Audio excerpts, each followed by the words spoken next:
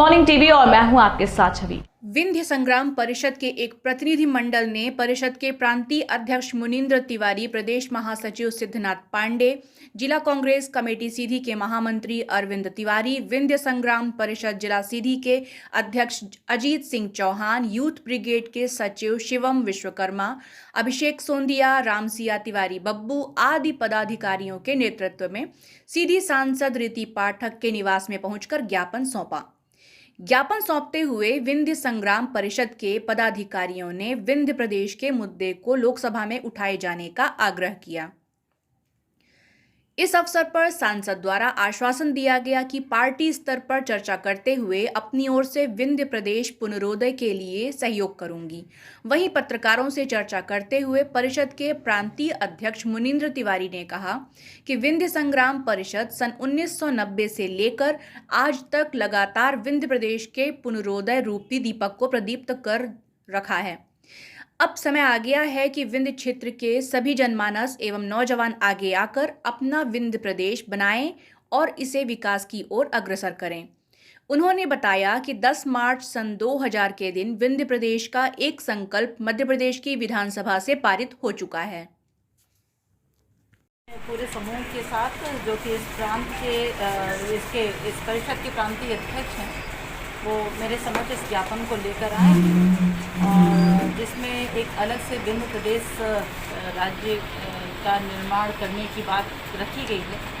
और आप जानते हैं कि इस विषय में हमारी सरकार एक ऐसी सरकार है जो पहले ही काम कर चुकी है और जब भी विकास कार्य की बात आएगी, प्रगति कार्य की बात आएगी तो भारतीय जनता पार्टी का नेतृत्व ही इस विषय में सबसे पहला कदम उठाता है। तो निश्चित रूप से आगे आने वाले भविष्य में जो भी क्षेत्र के विकास के लिए, प्रदेश के विकास के लिए और जनहित के लिए अगर कुछ आवश्यक होगा तो इस बात को आगे तक पहुंचाने का काम भारतीय जनता पार्टी के माध्यम से होगा।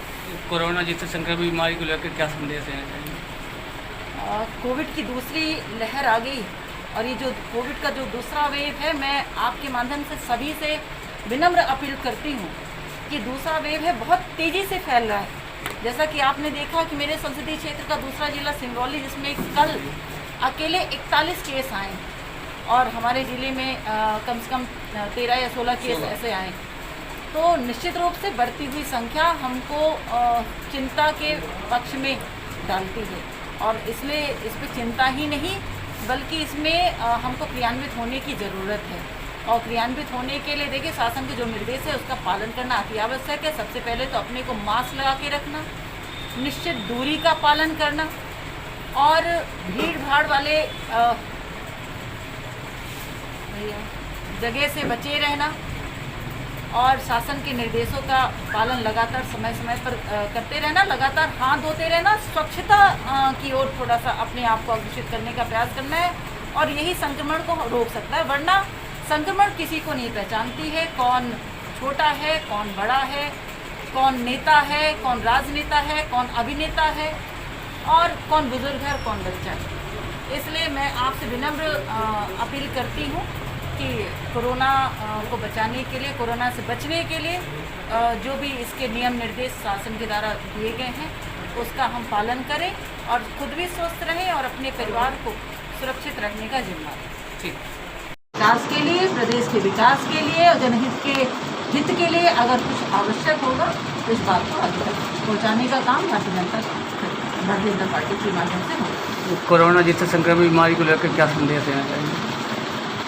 कोविड की दूसरी लहर आ गई और ये जो कोविड का जो दूसरा वेव है, मैं आपके माध्यम से सभी से विनम्र अपील करती हूँ कि दूसरा वेव है बहुत तेज़ी से फैल रहा है।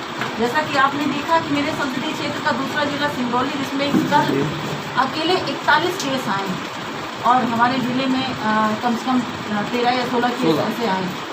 तो निश्चित रूप से बढ़ती हुई संख्या हमको चिंता के पक्ष में डालती है और इसलिए इस पर चिंता ही नहीं बल्कि इसमें हमको क्रियान्वित होने की ज़रूरत है। और क्रियान्वित होने के लिए देखिए शासन के जो निर्देश है उसका पालन करना अति आवश्यक है। सबसे पहले तो अपने को मास्क लगा के रखना, निश्चित दूरी का पालन करना और भीड़ भाड़ वाले जगह से बचे रहना और शासन के निर्देशों का पालन लगातार समय समय पर करते रहना, लगातार हाथ धोते रहना, स्वच्छता की ओर थोड़ा सा अपने आप को अग्रसित करने का प्रयास करना है और यही संक्रमण को रोक सकता है। वरना संक्रमण किसी को नहीं पहचानती है, कौन छोटा है, कौन बड़ा है, कौन नेता है, कौन राजनेता है, कौन अभिनेता है और कौन बुजुर्ग है और कौन बच्चा है। इसलिए मैं आपसे विनम्र अपील करती हूँ कि कोरोना को बचाने के लिए, कोरोना से बचने के लिए जो भी इसके नियम निर्देश शासन के द्वारा दिए गए हैं उसका हम पालन करें और खुद भी स्वस्थ रहें और अपने परिवार को सुरक्षित रखने का जिम्मा विंध्यवासियों का है। एक संगठन इंदौर में है जो विंध्य वेलफेयर सोसाइटी के नाम से बनाते हैं हजारों लोग, भोपाल में भी है। तो ऐसी जगहों में जहां उद्योग कारखाने हैं वहां हमारे विंध्य क्षेत्र के लोग इकट्ठा होते हैं होली दिवाली। संगठन बनाया है या रूप बनाया, मंच बनाया। ये लोग तो है ही हैं जिनका आप स्मरण कर रहे हैं, नाम ले रहे हैं, आदरणीय नारायण जी हों या लक्ष्मण जी हों, ये तो है ही हैं, उमा शंकर जी हैं, कई लोग हैं भोपाल में।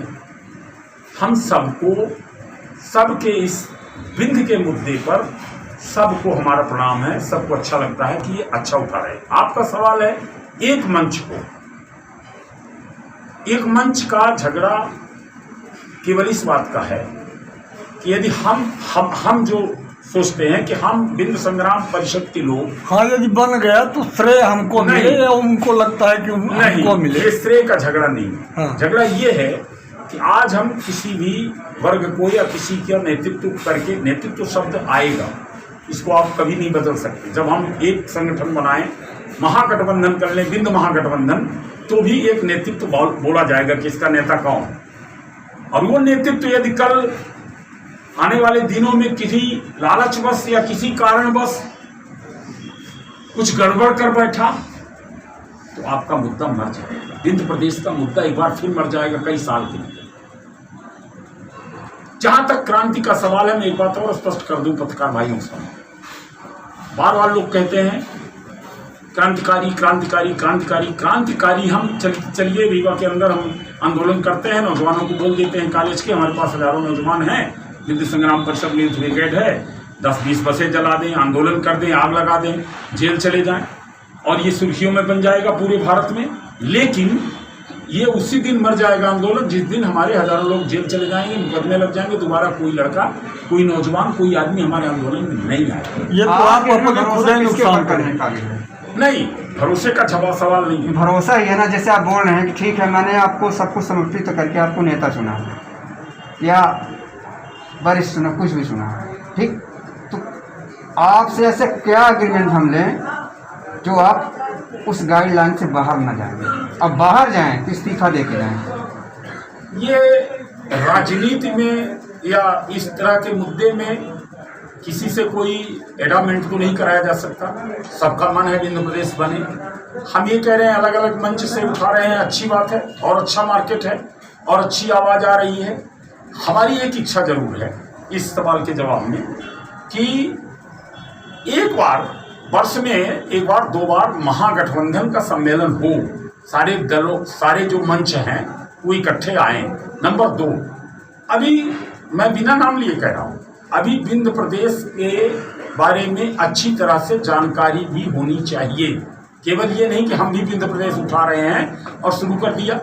अब एक दिन हमें एक सोशल मीडिया में एक नक्शा मैंने देखा, उस नक्शे में विंध्य प्रदेश का नक्शा बना था और वो पुराना विंध्य प्रदेश नहीं था।